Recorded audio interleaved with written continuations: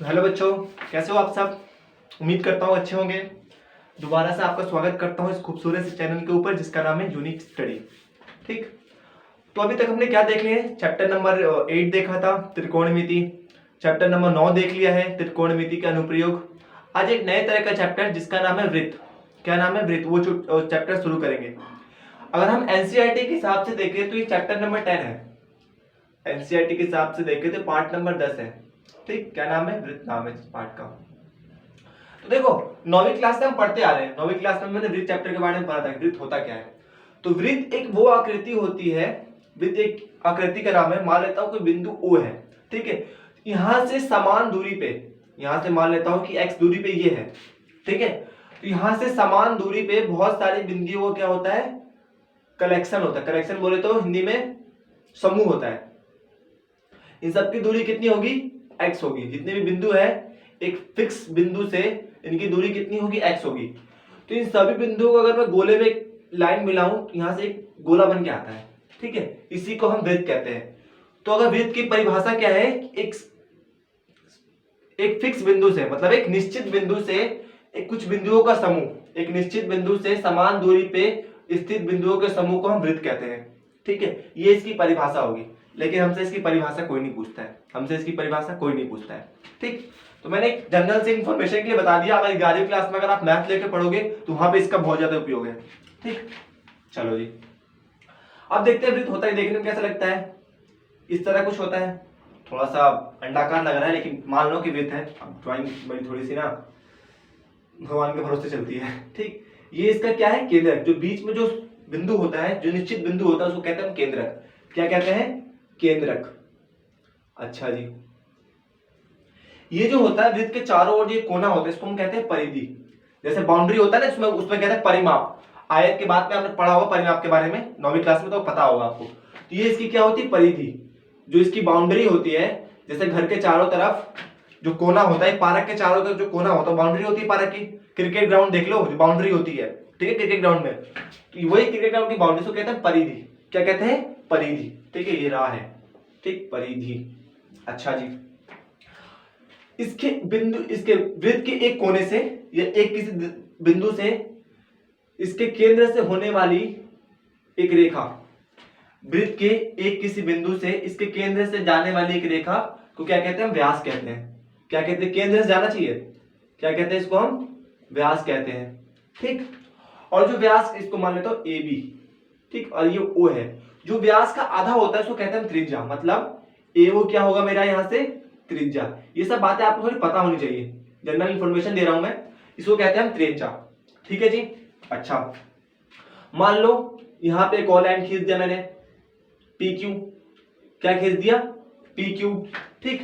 तो इसको कहते हैं हम जीवा। क्या कहते हैं? जीवा। जीवा, धोनी की बेटी नहीं, ये जीवा वो वाला है, ठीक है। इसको कहते हैं जीवा, ठीक। तो ये कुछ जनरल सी बातें थी वृत्त के बारे में, साधारण सी बातें, वो मैंने बता दी आपको, ठीक। अब थोड़े से नए चीजों के बारे में सीखते हैं कि वृत्त में और क्या क्या होता है। अच्छा, याद रखना, जो मेरा व्यास होता है ना, सबसे बड़ी जीवा होती है। एक नंबर में सवाल आ सकता है कि सबसे बड़ी जीवा को क्या कहते हैं? तो सबसे बड़ी जीवा को हम व्यास कहते हैं। एक वृत्त के सबसे बड़ी जीवा को व्यास कहते हैं। ये भी जीवा ही तो है। जीवा कैसे भी हो सकता है, ऐसे भी हो सकता है, ऐसे भी हो सकता है, ऐसे भी हो सकता है, किसी भी तरह से हो सकता है, ठीक। अच्छा जी, ये मेरा केंद्रक। क्या है? ये मेरा केंद्रक। इसको O से दिखाऊंगा इस पर। यहां से मान लो एक जीवा खींचा मैंने, यहां से मैंने एक लाइन बना दिया। क्या बना दिया? एक लाइन बना दिया, ठीक। इसको मैं लाइन को AB बोल देता हूं। क्या है? जीवा है, ठीक है। AB नाम का जीवा है। तो जो इसका ये वाला चाप होता है ना, इधर से ये वाला, इसको मैं P बोल देता हूं यहां पे, ठीक। APB, ये वाला चाप, इसको कहते हैं हम लघु चाप। सॉरी, लघु चाप, हाँ, लघु चाप, छोटा चाप, ठीक। इसको कहते हैं लघु चाप। और जो इधर का बचा ना, इसको मैं अगर Q बोल दूं तो AQB, इसको कहते हैं हम दीर्घ चाप। क्या कहते हैं? दीर्घ चाप। बात आ रही समझ में? जो छोटा वाला हिस्सा इधर देखो, वृत्त को 2 हिस्सों में काट दिया ना, एक तरह से इसने क्या किया? वृत्त को 2 हिस्सों में काट दिया। तो नीचे वाला क्या होता है? लघु चाप। इस परिधि की बात कर रहा हूं मैं, परिधि को 2 हिस्सों में बांट दिया। पहले पूरा परिधि था, अब आधा आधा हो गया। तो छोटा वाला परिधि होता है लघु चाप, बड़ा वाला परिधि होता है दीर्घ चाप, ठीक ठीक। अच्छा, ये जो एरिया निकल के आता है, ये जो मेरा क्षेत्रफल आता है, इसको कहते हैं हम लघु त्रिज्याखंड। क्या कहते हैं? लघु त्रिज्याखंड, लघु त्रिज्याखंड कहते हैं। ठीक, क्या कहते हैं? लघु त्रिज्याखंड। और बाहर वाले को क्या बोलेंगे? दीर्घ त्रिज्याखंड, दीर्घ त्रिज्याखंड। अब ये सब बातें अगले चैप्टर में, अगला चैप्टर इसका अगला चैप्टर, ठीक, उसमें काम आएगा 13वें चैप्टर में। ठीक, दीर्घ त्रिज्याखंड। तो ये कुछ जनरल सी बातें थी, साधारण सी बातें थी वृत्त के बारे में, इसको नोट करो। उसके बाद हम अपने अगले केस पे चलते हैं। पॉज करके नोट कर लो।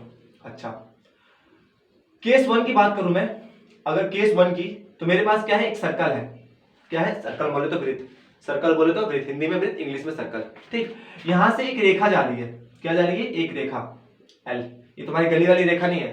ठीक, ये यहां से एक रेखा है, इसका सेंटर क्या है? ओ है। तो अब देखो, इस रेखा और इस सर्कल के बीच में, इस रेखा और इस वृत्त के बीच में कोई भी उभयनिष्ठ बिंदु नहीं है।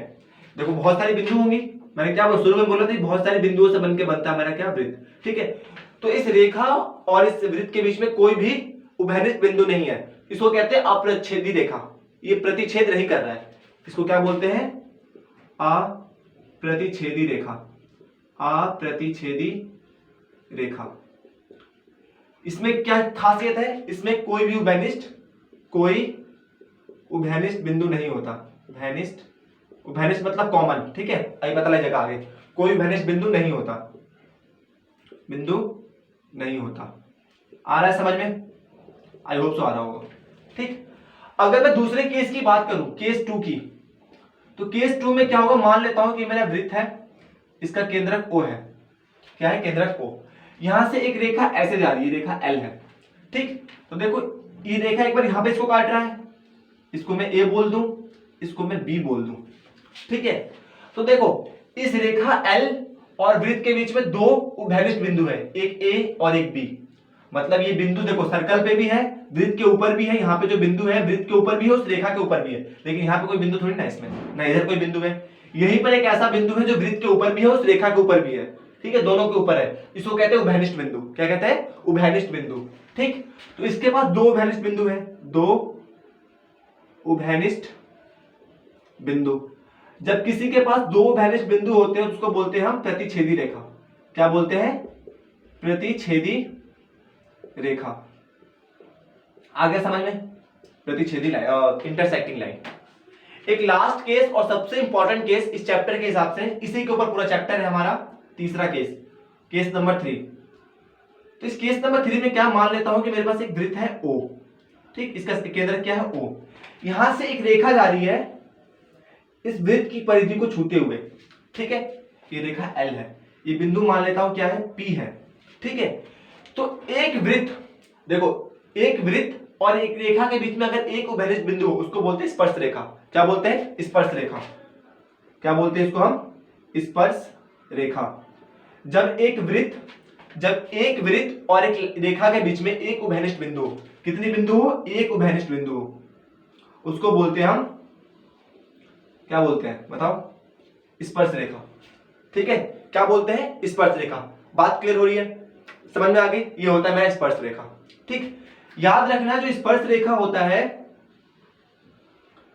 अगर उसके कॉमन बिंदु से, अभी प्रूफ करके दिखाएंगे, अगर स्पर्श रेखा के जो हमारा उभयनिष्ठ बिंदु है वहां से अगर मैं लाइन ड्रॉ करूं, उसके सेंटर पे एक रेखा खींचूं, तो हमेशा इसके क्या कहते हैं उसको? लंबवत होता है, लंबवत, परपेंडिकुलर, 90 डिग्री का कोण बनाता है यहाँ पे। ठीक, ये सब बातें पता होनी चाहिए आपको। ठीक, और एक ही उभयनिष्ठ बिंदु होता है और कोई उभयनिष्ठ बिंदु नहीं होता है। ठीक, तो ये थी स्पर्श रेखा। अच्छा, मान लो यहाँ पे कोई पॉइंट बोल दूं, यहाँ से केंद्र से पॉइंट में इसको यहाँ पे जोड़ दूं, ये मान लेता हूं Q है, तो इसको बोलते हैं हम स्पर्श रेखा की लंबाई। क्या बोलेंगे? अगर केंद्र से कोई स्पर्श रेखा में कोई बिंदु लेंगे, ठीक है, उसको हम केंद्र से जोड़ देंगे, तो जो ये बिंदु बन के आएगा ना, उभयनिष्ठ बिंदु और ये Q, इसको बोलते हैं स्पर्श रेखा की लंबाई। ठीक है, तो कुल मिला के पूरा चैप्टर का थ्योरी था, इस पूरे चैप्टर का थ्योरी वाला पार्ट था, प्रमाण वाला पार्ट था। ठीक है, इसको नोट करो। अब क्वेश्चन करेंगे 2-3 तो और अच्छे समझ में आएगा। कुछ क्वेश्चन आज करेंगे, कुछ क्वेश्चन कल करेंगे। देख रहा हूँ वीडियो चल रहा है, हाँ ठीक ठाक चल रहा है, 9 मिनट हो चुके हैं, 15-20 मिनट क्वेश्चन हो जाएगा। पॉज करके नोट कर लो एक बार। कर लिया? 1 2 3 मिटा रहा हूं मैं। चलो जी, अरे वो क्यों मिटा दिया? अब मिटा दिया तो मिटा दिया, है ना। अगर अब भी सीरियस होकर नहीं पढ़ रहे तो भाई भविष्य खतरे में तुम लोगों का। चलो जी, तो पहले परिमेय देखते हैं। एक परिमेय की बात करते हैं, परिमेय में एक थ्योरम नंबर 1 इसको, ठीक है, इसको मैं TH लिखूंगा। ये परिमेय संख्या 1 है, ठीक। इसमें क्या हम सिद्ध करेंगे, इसमें परिमेय कहता क्या है कि सिद्ध करना, ये हमें बताना है कि मैं पूरा लिखूंगा नहीं, किताब में देख लेना, परिमेय नंबर 1 है, अगर आपके पास NCERT किताब तो होगी, उसमें जो परिमेय नंबर 1 है उसमें देख लेना कि अगर मेरे पास एक वृत्त है, क्या है, एक वृत्त, उसका केंद्रक O है, एक वृत्त है उसका केंद्रक O है, और यहां से एक स्पर्श रेखा जा रही है, क्या जा रही है, स्पर्श रेखा P मान लो, एक स्पर्श रेखा है, ठीक है, L, और उसका P बिंदु है, जो उभयनिष्ठ बिंदु है P है, ठीक है। तो जो इसकी हम त्रिज्या खंड, एक त्रिज्या खंड, ये क्या होगा मेरा त्रिज्या होगा, माफ करना, त्रिज्या, तो जो इसके उभयनिष्ठ बिंदु से त्रिज्या खींचते हैं वो इसके लंबवत होगा। मतलब कहने का मतलब क्या है कि इसको अगर नाम दे दो, इस रेखा को AB, इस रेखा को अगर मैं AB नाम दूं, तो मेरा जो AB होगा उसको परपेंडिकुलर होगा OP, परपेंडिकुलर मतलब लंबवत, क्या होगा, लंबवत। ये हमें सिद्ध करना है, क्या करना है हमें, ये सिद्ध करना है। तो याद रखना, सिद्ध करना है, ठीक। तो याद रखना, जो जब भी कोई रेखा एक दूसरे के लंबवत होती है तो उनके बीच की दूरी सबसे कम होती है। अगर मैं कहीं ये सिद्ध कर दूं कि ये जो OP है किसी सर्कल के इस रेखा पे कोई, चलो सीधे करते हैं, ज्यादा बातें नहीं, ठीक है, कंफ्यूज हो खामा, करें कैसे, परिमेय इंपॉर्टेंट है एग्जाम में, मतलब कह सकते हो कि मिल जाएगा तुम्हें, क्योंकि थ्योरम देखो, एक इस चैप्टर में परिमेय है और एक छठे चैप्टर में परिमेय है, और किसी चैप्टर में कोई परिमेय नहीं है जो पूछे जाते हैं। एक इस चैप्टर का ये परिमेय, और उस चैप्टर का पहले चैप्टर और छठे चैप्टर का एक पहला, दूसरा और 8वां 9वां, कुल मिला के 4 परिमेय आज तक पूछे गए, इसके कोई परिमेय नहीं पूछा गया, 10 साल के एग्जाम में आज तक नहीं पूछा गया, ठीक है। तो उम्मीद करता हूं इस साल में नहीं पूछा जाएगा। तो क्या करेंगे, सबसे पहले इसमें हम रचना करेंगे, रचना, ये भी तुम्हारी गली वाली रचना नहीं है, ठीक, गली मोहल्ले वाली नहीं है, ये रचना है मैथ वाली, ठीक। सबसे पहले हम रचना करेंगे, क्या कर लेते हैं कि Q बिंदु लेते हैं, माना Q कोई बिंदु है, कहां पे भाई, AB पर, ठीक। Q को O से मिलाया, अच्छा जी, Q को O से मिला दिया। अब देखो ये OQ इसको यहाँ पे काट रहा है, इसको मैं R बोल देता हूँ, क्या बोल देता हूँ, R बोल देता हूँ, अच्छी बात है। अब देखो मैं कैसे करूंगा इसको, सिद्ध कैसे करूंगा इसको, देखो अब ध्यान देना एक बातों को, जो मेरा OP होगा वो OR के बराबर होगा, नहीं होगा। देखो ये भी क्या है, वृत्त की त्रिज्या है, ये भी क्या है, वृत्त की त्रिज्या है, ये दूरी समान होती है ना, मैंने बताया था ना कि एक निश्चित बिंदु से बहुत सारे बिंदुओं का समूह होता है वृत्त, ठीक है। तो यहां से जो ये दूरी होगा, यहां से ये दूरी होगा, ठीक, त्रिज्या बराबर होती है। यहां से अगर यहाँ ये भी खींचा होता तो ये भी इसके बराबर होता, यहां से अगर ये खींचा होता तो भी बराबर होता, ठीक है। तो आई होप सो आपको ये सब तो आता ही होगा 10वीं क्लास में यार, ठीक। ये बराबर होगा, नहीं होगा, अच्छा जी। अब देखो जो मेरा OQ है वो किसके बराबर है, OR प्लस में RQ के बराबर है, OR प्लस में RQ के बराबर है, ये बात तो समझ में आ रही होगी, बहुत बढ़िया। तो यहां से मैं OQ की जगह क्या लिख सकता हूं, मैं OR की जगह मैं OP लिख सकता हूं, OP प्लस में RQ, OP प्लस में OP, OR की जगह OP लिख सकता हूं ना समीकरण 1 से, इसको मैं समीकरण 1 दे दूं तो OR की जगह OP लिख सकता हूं, क्योंकि दोनों बराबर है। एक चीज देखोगे, जो मेरा OQ होगा OP से बड़ा होगा, क्यों, क्योंकि OP के अंदर कुछ जोड़ रहे हैं हम, OP के अंदर हम कुछ जोड़ रहे हैं, तो जो मेरा OQ आएगा बड़ा आएगा, जो मेरा OQ आएगा, देखो OP ये रहा, ठीक, और OQ ये रहा, ठीक है। जब OP में तुम जब कुछ जोड़ दोगे तो इसकी वैल्यू बड़ी आएगी ना, इससे तो बड़ी आएगी। मान लो कि मेरे पास मान लो मुझे x की वैल्यू निकालनी है, ये 5 है और यहाँ पे मैं 3 जोड़ रहा हूं, तो जो मेरा x होगा 5 से बड़ा होगा, सिंपल सी बात है, 5 से बड़ा होगा ना, तो वही बात तो मैं समझा रहा हूं यहाँ पे, ठीक। तो जो मेरा OQ होगा वो क्या होगा, मेरा बड़ा होगा किससे, OP से, किससे बड़ा होगा, OP से। इसका मतलब जो मेरा OP है, ये बिंदु तुम कहीं भी ले सकते हो, यहाँ दुनिया में कहीं भी बिंदु ले सकते हो, लेकिन एक ट्रेंड चलता है, किताबों में कराया जाता है कि यहाँ पे लेते हैं हम लोग बिंदु, ठीक है, उस हिसाब से मैंने करा दिया, बिंदु तुम कहीं पर भी लेके देख सकते हो, ठीक, उससे कोई इश्यू नहीं है। मतलब जो OQ होगा मेरा बड़ा होगा R से, OP लेके चलो, इसको इतना ही रहने दो, ठीक। तो मैं कह सकता हूं कि OP एक त्रिज्या से, OP की लंबाई वृत्त के केंद्र से सबसे कम है, सबसे कम है। ये बिंदु कहीं भी लेके देखोगे तुम्हारी ओपी की वैल्यू हमेशा ज्यादा आएगी। यहां पर भी लोगे, यहां पर भी लोगे, यहां कहीं लोगे, इसको छोड़े कहीं भी लोगे तो इसकी आपकी ओपी की वैल्यू हमेशा सबसे छोटी आएगी, ओक्यू की वैल्यू ज्यादा आएगी। ठीक है, क्यू बिंदु कहीं भी लेके देख लेना, घर पे ट्राई करना। तो ओपी की लंबाई वृत्त के केंद्र से सबसे कम है, इसका मतलब अंतः कह सकते हैं ओपी जो है लंबवत है किसके, एबी के। ठीक है, क्योंकि सबसे छोटी भुजा ही लंबवत होती है किसी चीज के। ठीक, तो this is the theorem number 1। Pause करके नोट करो, आसान सा थ्योरम था, कुछ नहीं है, 4 लाइनों का थ्योरम है। आई होप तो आपको ये आता होगा। ठीक है, कैमरा चल रहा है, चल रहा है जी। ठीक, बहुत बढ़िया। किसी का कॉल भी आ रहा है तो छोड़ो, ये कहानी है। थ्योरम नंबर 2 क्या कहता है, इसका दूसरा थ्योरम देख लेते हैं। इसी का उल्टा है, क्या है, इसी का उल्टा। शायद किताब में नहीं है किताब में भी है ये। ठीक, क्या कहता है कि अगर मेरे पास एक वृत्त है, उसका केंद्र O है, ठीक, तो यहाँ के इसका अंत बिंदु P क्या है, एक अंत बिंदु है, जहां वृत्त का ये खत्म होता है उसको अंत बिंदु कहते हैं। ठीक है, तो P क्या है, एक अंत बिंदु है। तो यहां से अगर मैं एक रेखा खींचूं, यहां से अगर मैं एक रेखा खींचूं, ठीक, मान लो बिंदु P यहाँ पे, दोनों मिले हुए आपस में, चलो अब ठीक है। ठीक है, अगर मैं यहां से रेखा करूं तो हमें सिद्ध करके दिखाना, जो ए बी होगा क्या होगा, स्पर्श रेखा होगा। ए बी होगा क्या होगा, स्पर्श रेखा होगा। सेम यही कहानी, इसका उल्टा है। अगर मैं यहाँ पर एक बिंदु Q ले लूं, लिखूंगा नहीं इस पर कहानी, अगर मैं यहाँ पर एक बिंदु Q ले लूं, ठीक, तो मुझे, और ये बिंदु R हो जाएगा, तो मुझे पता है OP बराबर होगा OR के, OP बराबर होगा OR के। ठीक, तो यहां से मैं कह सकता हूं कि OQ की लंबाई जो होगी OR प्लस में RQ के बराबर होगी। यहां से जो OQ होगा OP प्लस में RQ, इसका मतलब जो OQ की वैल्यू आएगी OP से बड़ी आएगी। OP क्या है, मेरा R है, OP क्या है, मेरा R है, मतलब OQ की वैल्यू क्या आएगी, R से बड़ी आएगी। अच्छा जी, जब किसी चीज की वैल्यू R से बड़ी आएगी, जब किसी चीज की वैल्यू R से बड़ी आ जाएगी, ठीक, R से बड़ी आएगी, इसका मतलब जो OQ होगा मेरा, वो स्पर्श रेखा होगा नहीं, स्पर्श रेखा नहीं होगा। OP क्या होगा, जो मेरा OP है R के बराबर आ रही है, त्रिज्या के बराबर आ रही है। ठीक, तो यहां से मैं कह सकता हूं कि जो होगा मेरा AB एक, OP जो है मेरी सबसे छोटी भुजा है, OP सबसे छोटी भुजा है, सबसे छोटी भुजा। खुद देखो ना, अगर R की वैल्यू से बड़ी है तो ये होगा ही नहीं, सबसे बड़ी भुजा है, था जो होगा मेरा AB एक स्पर्श रेखा है, एक ही कॉमन बिंदु है, इसलिए यहां से भी कह सकते हैं कि P एक कॉमन बिंदु है। ठीक, यहां से भी कह सकते हैं कि P एक ही उभयनिष्ठ बिंदु है, उभयनिष्ठ बिंदु है। ठीक, P एक ही उभयनिष्ठ बिंदु है। ठीक, यहां से AB स्पर्श रेखा होगा। ये पूछा नहीं गया आज तक, लेकिन मैंने करा दिया। ठीक है, सर किताब में भी नहीं है मेरे ख्याल से ये, तो इसको पॉज करके नोट कर लो। ये वाला बहुत इंपॉर्टेंट है, बहुत बहुत बहुत इंपॉर्टेंट है, दोबारा से एक बार बोल रहा हूं मैं। पॉज करके नोट करो, इसके ऊपर 2-3 क्वेश्चन देख लें, थोड़ा और फील आएगा, मजा आएगा।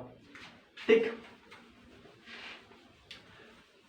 चलो जी, इस साल एग्जाम फोड़ के नहीं आया ना, तो बहुत पछताओगे, क्योंकि सिलेबस आधा है, 75% से भी कम सिलेबस है आप लोगों के पास, फिर भी अगर आप 95-96% नहीं करते हो, स्कोर नहीं फोड़ते हो, तो फिर तो बेकार है ना।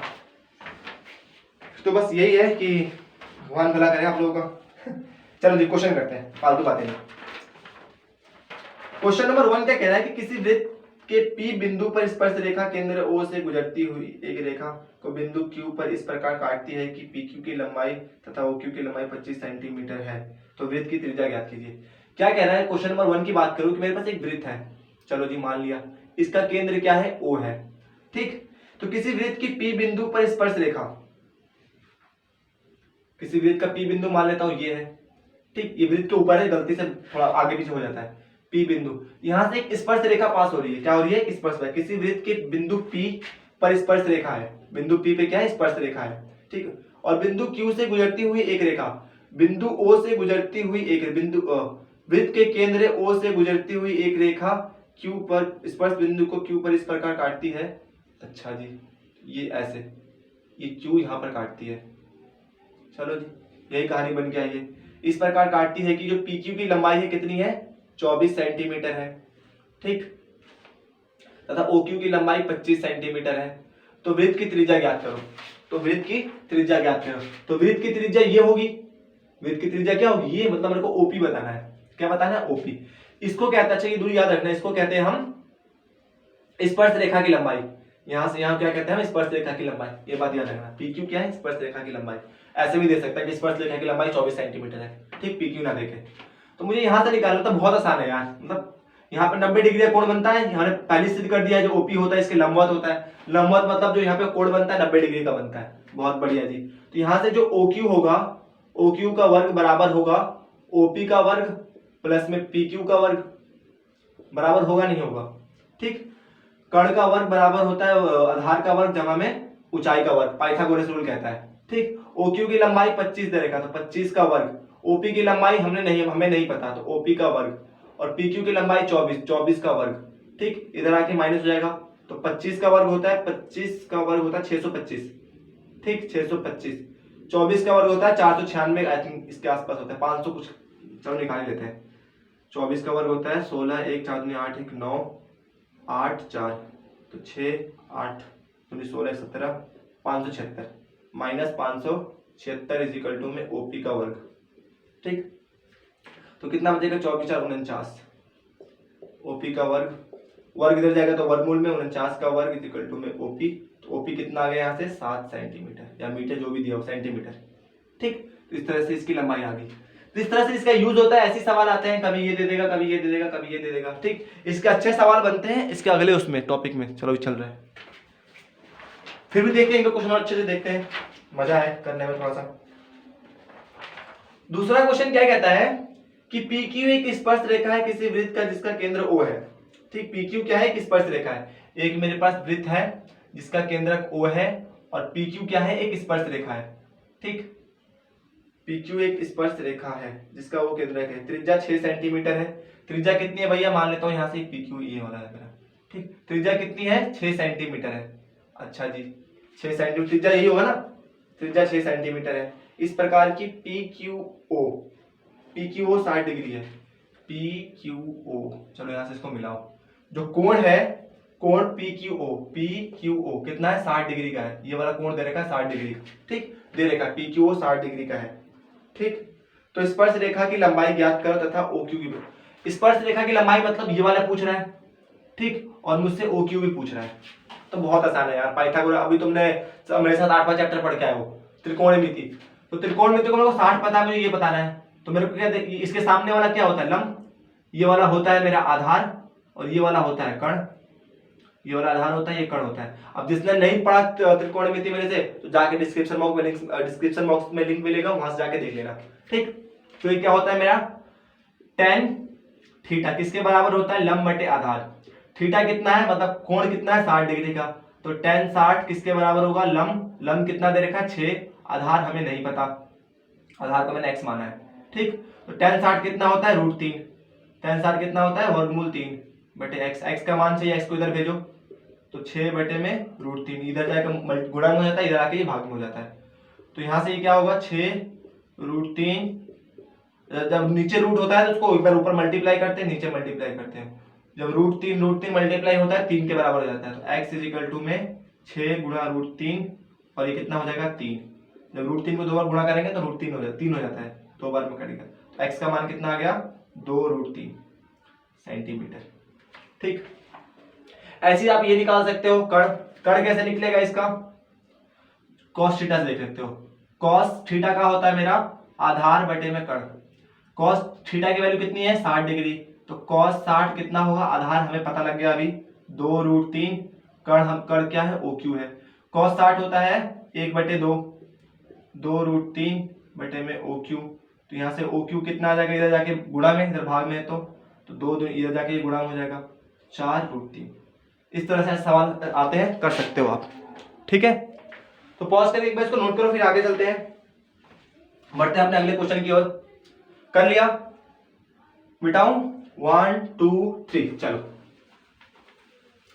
मेरे सामने वाली खिड़की में एक चांद का टुकड़ा रहता है। कोई नहीं रहता यार, सामने अंकल जी रहते हैं, सुबह खांसते हुए मिल जाते हैं। हाँ चलो, अभी मत पढ़ो, तेरा चक्कर है भैया, पढ़ाई वढ़ाई करो अच्छे से। ठीक, क्वेश्चन नंबर 3 देखते हैं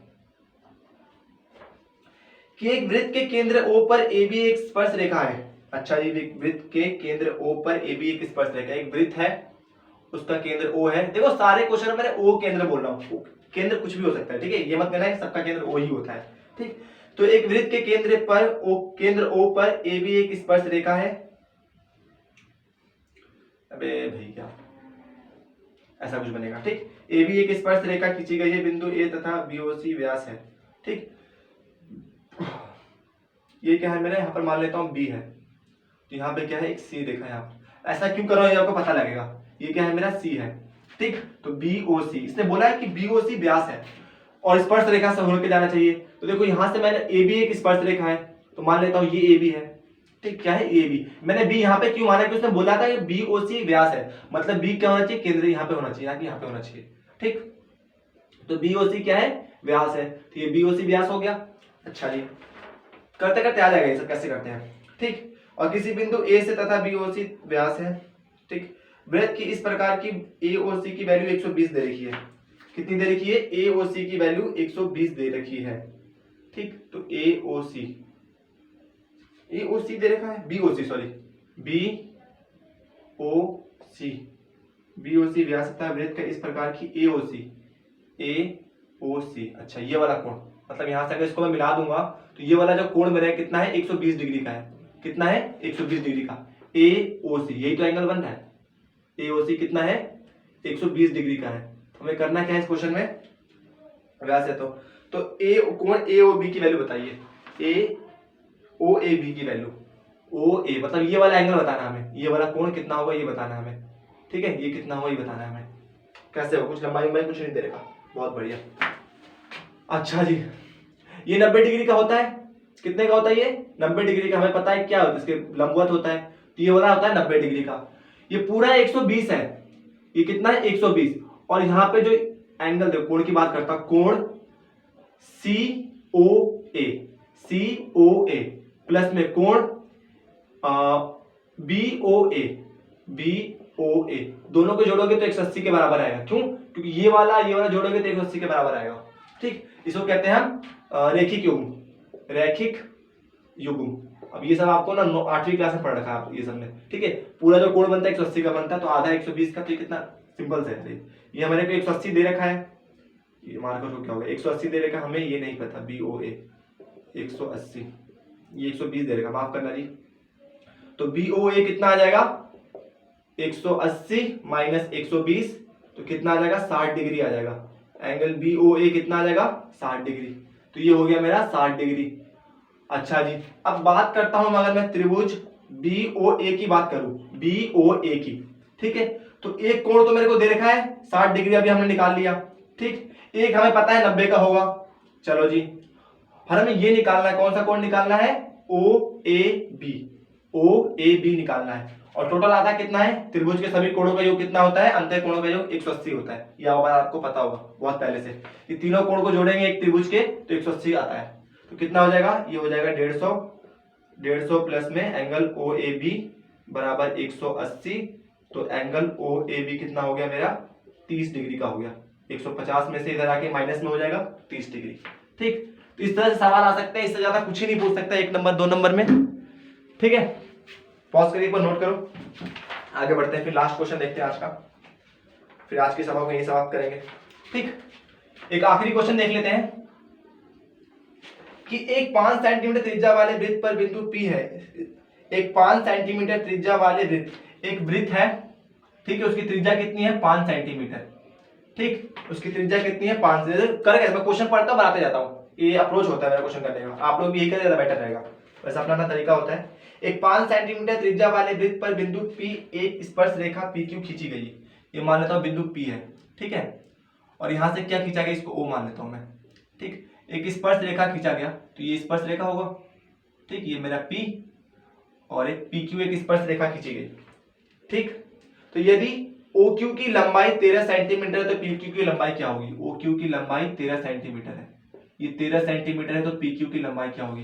तो ये आपका होमवर्क क्वेश्चन रहेगा, इसमें वही जो पहला क्वेश्चन किया था ना पाइथागोरस वाला, ठीक है, वही लगेगा। ये 5 दे रखा है, ये 13 दे रखा है, ठीक, तो वही वाला पूरा तरीका लगेगा। ठीक है, आधे घंटे से हो चुका है लेक्चर। तो आप होमवर्क क्वेश्चन है, आंसर कमेंट बॉक्स में बताना मुझे क्या होगा इसका। ठीक, देखो चैप्टर का जितना थ्योरी पार्ट था ना ऑलमोस्ट क्लियर कर दिया है, बस एक और थ्योरेटिकल पार्ट रह गया है। ठीक है, वो इंपॉर्टेंट है और कुछ अच्छे क्वेश्चन रह गए वो देखेंगे। ठीक है, तब तक के लिए अच्छे से पढ़ाई कीजिए। कल मिलते हैं एक नए लेक्चर के साथ जिसमें जो बचे हुए पार्ट रह गए इसके थ्योरी वाले वो भी कंप्लीट करेंगे। तो यहाँ से एक वीडियो 2 वीडियो और बनेंगे। ठीक है, तब तक के लिए पढ़ाई करते रहे। All the very